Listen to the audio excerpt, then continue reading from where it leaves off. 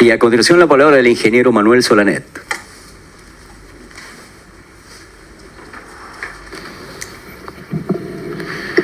En primer lugar, quiero agradecer esta invitación que me honra y nos honra a los que estamos trabajando en esto de hace tantos años, en nuestra Fundación Libertad y Progreso, y particularmente a Carmen,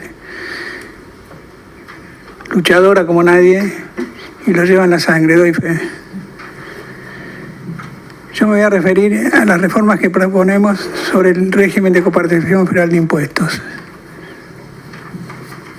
Quiero hablar de federalismo genuino, una palabra que me gusta utilizar, porque hay federalismos falsos y federalismos artificiales, federalismos genuinos.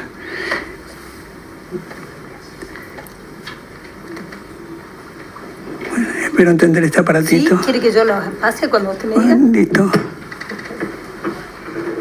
Y lo relaciono con un tema que es principal en la cuestión del cobro de impuestos y su gasto, que es la correspondencia fiscal.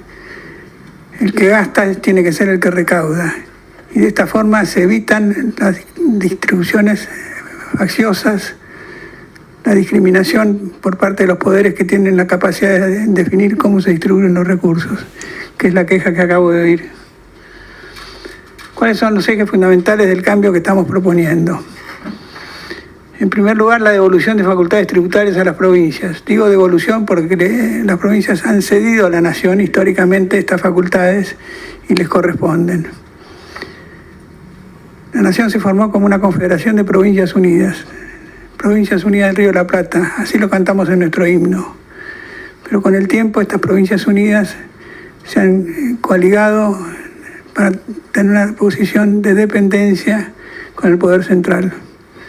No estoy haciéndole esta referencia para ganarme la simpatía de Sebastián, lo creo de esa manera. Las provincias tenían capacidad de captar recursos, de recaudarlos y de gastar en nuestra historia hasta que se produjo una reforma, no muchos años atrás, en el año 1934. Hasta entonces las 14 provincias, ese era el número de provincias que teníamos, no los territorios nacionales, cobraban sus impuestos y gastaban. La nación concurría a ayudas extraordinarias, pero el sistema era un sistema federal. Cuando se vota en el ámbito nacional la ley de impuestos a los réditos o impuesto a las ganancias, la Corte Suprema y las provincias actúan impugnando esa ley por dos motivos. Primero, porque era un impuesto directo y este impuesto por jurisprudencia le correspondía a las provincias, así lo establecieron las primeras constituciones de nuestro país. Segundo, porque no había devolución y porque esa ley se pretendía que fuera permanente. Cuando la ley decide que es transitoria, todavía la tenemos, y se establece una devolución del 17% de los recaudados de ese impuesto con carácter de devolución, o sea, se devolvía el impuesto donde se había recaudado. La ley pasa por la Corte Suprema y tenemos la primera ley que implica coparticipación. Ese 17% es el nacimiento de la coparticipación federal. Luego de eso vinieron otras leyes, otras coparticipaciones, hasta tener la ley en el año 1988, la actual ley de coparticipación federal de impuestos, que establece una repartición primaria entre nación y provincias y una distribución secundaria de lo que le corresponde a las provincias entre ellas. El segundo tema es que el régimen que uno pueda proponer tiene que cumplir con la condición de que empalme con el actual. Esto es una razón política, básicamente. La experiencia muestra que cada vez que se ha discutido la repartición primaria o la repartición secundaria, ninguna provincia ha aceptado disminuir sus recursos. Casi todos han alegado que necesitan más que lo que recibían. Cualquier reforma que implique una pérdida o una ganancia, creo que no tendría la posibilidad de pasar por el Congreso Nacional. Por eso, no me pases. Está bien. No. Para eso voy a la tercera afirmación que aparece en ese slide, que es la creación de un fondo de redistribución entre provincias para producir ese empalme. Ahora sí pasarlo. ¿Cuál es la propuesta? La propuesta es dejarle a la nación recursos tributarios que subvienen, o sea, son suficientes para su propio gasto. Y devolver a las provincias potestades tributarias. ¿Cómo lo hacemos o cómo lo proponemos? La Nación retiene el impuesto al valor agregado, pero con una alícuota menor, como vamos a ver ahora. Las provincias van a ser responsables de recaudar el impuesto a las ganancias de personas humanas o personas físicas, como me gusta más decir. La Nación se encargaría de recaudar el impuesto a las ganancias de empresas, de personas jurídicas. Cuando digo se encargaría de recaudar, lo que recauda queda en la jurisdicción donde está. Los impuestos internos, el impuesto a la transferencia de combustibles, sería provincial. El impuesto a los ingresos brutos es un impuesto provincial. Lo que nosotros proponemos es que sea sustituido por un impuesto a las ventas finales. Esto tiene mucho sentido, porque si es un impuesto provincial y las provincias van a ser responsables en un sistema de correspondencia fiscal de recaudar lo que gastan y no repartírselo, distribuirlo según mecanismos difíciles de establecer cuando los impuestos tienen un sentido interprovincial. El impuesto a las ventas finales queda bien definido en el lugar de su recaudación. Alguien ha hecho una objeción sobre esto que después voy a tratar para poder analizarla. Y ahí usted tiene el impuesto a los combustibles provincial, los impuestos al comercio exterior, los derechos de importación y de exportación, que no pretendemos que sigan, sino al contrario, que se eliminen, serían de la Nación. Y hay otros impuestos que ustedes ven, podrían ser municipales o provinciales, hay jurisprudencia diversa sobre esto. El impuesto a los bienes personales, que es un impuesto a los activos de las personas físicas, es un muy mal impuesto, está produciendo un éxodo de empresarios y es un impuesto que está duplicando la exacción, porque esos ahorros se han producido pagando impuestos a las ganancias y luego se le cobra un impuesto por estar ahí como activo. Además no se deducen los pasivos. La Constitución de 1853 establecía que la Nación se financiaba con los impuestos al comercio exterior, los derechos de importación, las rentas de correo y los empréstitos. Pensemos un poco cómo ha evolucionado eso. Las provincias tenían el resto de los impuestos. Bueno, el gasto en aquel entonces era un 8% del Producto Bruto Interno, computando nación, provincias y municipios. Hoy son 45 puntos del producto, para que tengamos una idea de lo que estamos tratando, ¿no? Acá tenemos la Asociación de Contribuyentes que sabe muy bien de qué estoy hablando. Esta sería la distribución y en la tercera columna, las observaciones, se establece cuáles impuestos nosotros pretendemos que se eliminen por ser impuestos distorsivos. No son todos los impuestos, se habla de 140 impuestos en el país, ahí están los principales. Pasa.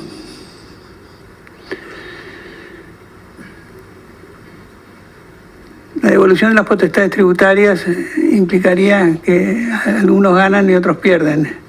Ahí está clasificado el efecto de la reforma sobre la Nación y sobre las provincias en su conjunto. No voy a hacer en detalle los números para no aburrirlos, pero ustedes lo tienen a la vista. Se pierde porque algunos impuestos pasan a las provincias, me refiero a la Nación, y se gana porque se deja de transferir los impuestos que la Nación recauda. Como ven ustedes, el resultado final es un punto negativo sobre la recaudación tanto de la Nación como de las provincias. Y esto tiene que ver con la propuesta global que nosotros estamos haciendo, que es integral y que no solo pretende reformas profundas, sino también reducir el gasto público, y estamos diciendo cómo. Eso merece otra conferencia, espero que la puedas organizar. Listo. De manera que lo que nosotros estamos postulando es que haya una disminución de la presión tributaria sobre los contribuyentes argentinos. Pasa. ¿Cuál es la condición para que sea efectiva la correspondencia fiscal? La devolución de las potestades tributarias a las provincias no daría un resultado similar al que actualmente tienen de acuerdo a los porcentajes de distribución secundaria. Las provincias más grandes tendrían una recaudación mayor que la que tienen ahora en términos de porcentaje o proporción del conjunto de provincias, y las más chicas o más pobres menos. Por eso se propone este fondo de redistribución.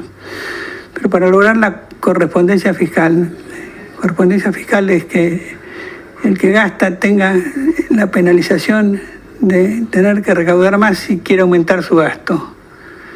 Tiene que haber en el futuro una cierta rigidez sobre lo que se definió como punto de partida y como empalme con el régimen actual.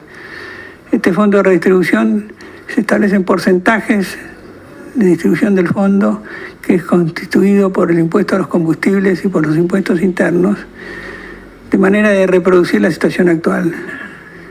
De manera que algunas provincias tienen mayor porcentaje, otras menos, pero para empalmar. Pero esos porcentajes en el futuro se mantienen constantes.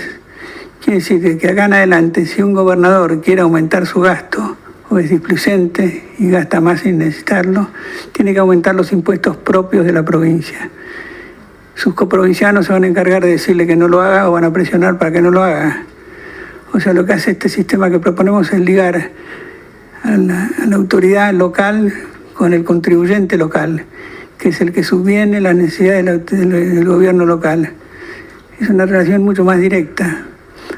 Esto no sucede cuando hay un régimen donde el que recauda es un tercero. Cuando la nación recauda y distribuye, el costo de recaudarlo tiene la nación si tiene que aumentarlo, y el beneficio de gastarlo tienen los gobernadores. Se dice que se gasta con billetera ajena, y todos sabemos lo que significa esto. Cuando un hijo gasta con billetera ajena, bueno, iba a decir una señora, pero no quiero entrar en esas complicaciones. Seguramente gasta más, y además puede gastar mal. Y yo estoy convencido de que ha habido una evolución hacia el mal gasto y hacia el gasto incremental de las provincias por este fenómeno de no haber correspondencia fiscal. Por eso considero que esto es un elemento fundamental. La contrapartida es administrarse bien. O sea, Sebastián no va a aceptar la protesta de que no me dan lo que yo quiero, lo que necesito. La provincia va a ser responsable de recaudar lo que tiene que gastar. De manera que esta condición se cumple manteniendo esos porcentajes en el tiempo, inalterados. Y ese fondo de redistribución se controla, se fiscaliza por parte de un órgano donde participan todas las provincias, para que no haya ningún movimiento que no corresponde.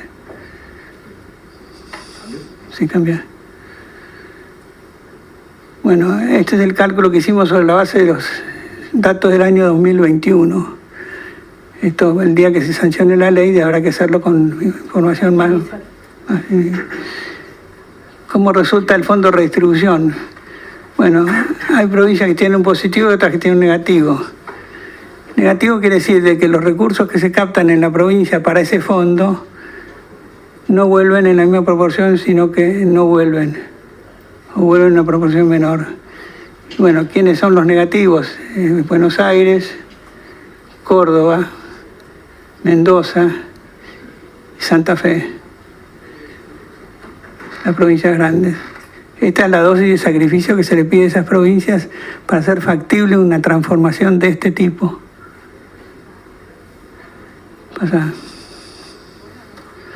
¿Cuáles son los beneficios de la reforma? En el margen, o sea, en el mayor gasto, que es lo que interesa, hay correspondencia fiscal. Se gasta con billetera propia y no ajena. Otro tema importante es que si cada jurisdicción, cada provincia tiene ahora la responsabilidad de fijar su presión tributaria, aumentándola o bajándola, gastando menos, puede también utilizar este mecanismo para competir tributariamente, como sucede en varios países, inclusive en Estados Unidos. Una provincia que tiene una alícuota de impuesto a las ganancias menor que otra, atrae gente para vivir en ella, o atrae inversores, y puede manejar sus impuestos de esa manera, incluyendo el impuesto a las ventas finales. O sea, la competencia tributaria es un aspecto importante que no existe en la Argentina. Nadie se le ocurre pensar en ello. Cada provincia puede manejar su política de ingresos. O sea, esto sí es federalismo. Se termina con el favoritismo o la coerción. Los gobernadores no tienen que estar 4 o 5 días de la semana en Buenos Aires. Pueden quedarse en su provincia administrando mejor sus cosas. Los que tenemos experiencia en el manejo de la hacienda pública Sabemos lo que sí significa estar permanentemente recibiendo el pedido de los gobernadores de aumentar sus transferencias, que son automáticas, pero no son tan automáticas porque hay un margen de discrecionalidad, tanto en el régimen automático de coparticipación, acelerando o retardando transferencias. No es fácil hacerlo porque se hacen automáticamente del Banco Nación, o con los márgenes que quedan en la existencia de otros fondos fuera de la coparticipación, que son discrecionales. Estos hay que suprimirlos todos. Carmen, no te gustaban las asignaciones directas, y tenés razón. Algunos casos específicos pueden ser, pero con un sentido de que no estén convergiendo hacia una zona, una provincia, una jurisdicción permanentemente. Podemos ser los caminos, otros casos. La consecuencia en esto, haciendo esto solamente no se logra lo que uno quiere, que es bajar el gasto público, etcétera, pero sí se colocan los incentivos en el sentido correcto. Y se va a un auténtico federalismo, que tiene que terminar a su vez menor gasto público, más eficiente, mejor dedicado, mejor asignado, que es la finalidad. Los números que surgen de este análisis implican cambios notables. Por ejemplo, la primera condición es que la coparticipación primaria y la secundaria tampoco se alteren los porcentajes. Esa repartición de impuestos que hicimos, si quedaran con las actuales alícuotas, le darían mucho más a la nación que al conjunto de provincias. No vamos a volver al cuadro anterior, pero lo que les digo que en este, volver antes. Ahí está. El impuesto al valor agregado, para que esto quede calibrado de manera que la nación y las provincias reciban lo mismo que ahora en términos porcentuales proporcionales, nos lleva a proponer un IVA del 7% y un impuesto a las ventas finales del 14%, de manera que el total del impuesto al consumo es un 21%. O sea, la nación baja el IVA y le da espacio a las provincias para que pongan ese impuesto, que va a ser un impuesto muy relevante para las provincias y muy gobernable. Me anticipo una objeción que nos han hecho sobre esto. El impuesto a los ingresos brutos capta las distintas escalas de producción de un bien, un insumo o un bien final. En cambio, el impuesto a las ventas finales capta el consumo final, o sea, es un impuesto clásico sobre el consumo. ¿Un IVA provincial? No me refiero a un IVA provincial. El ingresos brutos no es el IVA. No, digo el del consumo final. El IVA es un impuesto al consumo. El impuesto a las ventas finales también es un impuesto al consumo. ¿Qué es lo que hay que grabar para hacer un sistema impositivo equitativo y justo? La gente que tiene más capacidad de consumir es la que tiene que pagar más. La objeción que se hace a esto, Carmen, es que hay provincias que tienen procesos de producción de insumos, pero no llegan al producto final que se vende en otra provincia. No consideramos que esta sea una crítica que pueda destruir la esencia de este sistema. Nos parece que el consumo es lo determinante. Bueno, esto es una reforma importante. Ahora bien, contradice la Constitución, sobre todo la reforma de 1994. Nosotros hemos tenido la opinión de juristas y de constitucionalistas, en particular el doctor Alberto Dalavía, y nos dice que no la contradice. La Constitución del 94 tenía en su artículo 75 una disposición de que en X años, era hasta el año 96 si mal no recuerdo, había que reformar la Constitución, la Ley de Coparticipación Federal, modificando las distribuciones. Pero utiliza el término potencial, son coparticipables y no necesariamente deben coparticiparse. De manera que esto no contradice la Constitución Nacional en nuestra opinión. ¿Requiere una ley convenio? Acá también los juristas están divididos. Una parte de la biblioteca dice que sí, otra que no. El inconveniente de una ley convenio es que una provincia tiene capacidad de veto. Hay otras, hay opiniones diversas. El doctor Casani el otro día me decía, en una entrevista de nota, el presidente de la Academia de Derecho, que él pensaba que no era necesaria una ley convenio. Es un tema a discutir. Pero el camino alternativo es modificar las asignaciones de los impuestos, cada uno de ellos para lograr el mismo resultado. Otra pregunta que se hace es si las provincias tienen capacidad organizativa, capacidad de recaudación por sus órganos de recaudación para tomar la responsabilidad de estos impuestos que se les transfieren. Yo creo que la capacidad se hace camino al andar, como dicen. Si lo tienen que hacer, lo van a hacer. No hay ningún misterio en recaudar. Además, son trabajos contratables. La misma AFIP puede prestar asistencia durante 2 o 3 años hasta que se constituyan los propios equipos. No hay misterio en esto. ¿Y cuál es la posición de las fuerzas políticas? Bueno, no estoy seguro de que las fuerzas políticas tengan todas una posición. Algunos miembros de esas fuerzas sí han tomado estas propuestas y las han manejado con bastante entusiasmo.